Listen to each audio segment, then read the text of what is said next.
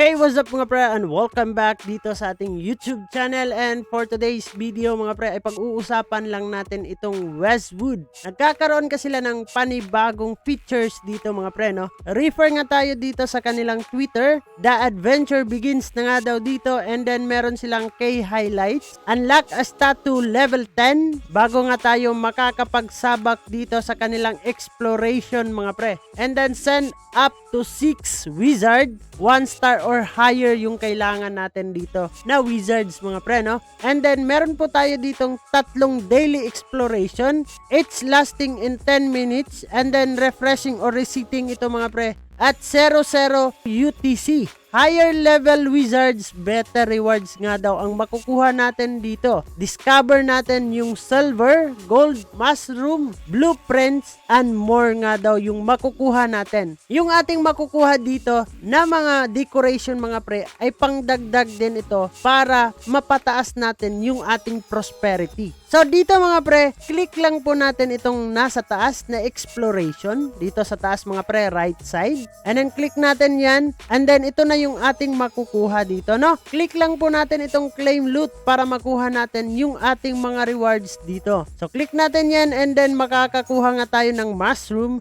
And then iba't ibang mga decoration dito mga pre sa ating isla. And then meron nga tayong silver token na nakukuha dito. Hope so makakuha tayo soon ng gold token mga pre, pang level up ng ating wizards na 1 star. So marami ang nagtatanong mga pre, paano nga ba natin male-level up yung ating wizards dito? So click lang natin itong wizards, and then kailangan po natin mapaabot sa level 30 yung ating wizards. Kailangan natin ng 2 wizards dito mga pre para ma-awakening po siya. Sa ngayon wala pa akong ma-awakening, nakapareho sa kanya na level 30 mga pre, no? Bago ko siya ma-awakening, and then magiging 1 star na po siya para makaparticipate tayo sa exploration dito sa Westwood. Para mapadali natin na mapataas yung ating prosperity dito mga pre. Ito yung ating kailangan na mapataas ang ating prosperity mga pre. Kailangan natin dito ng wizards at saka decoration. And then prosperity boost ay kailangan po natin mapataas ang level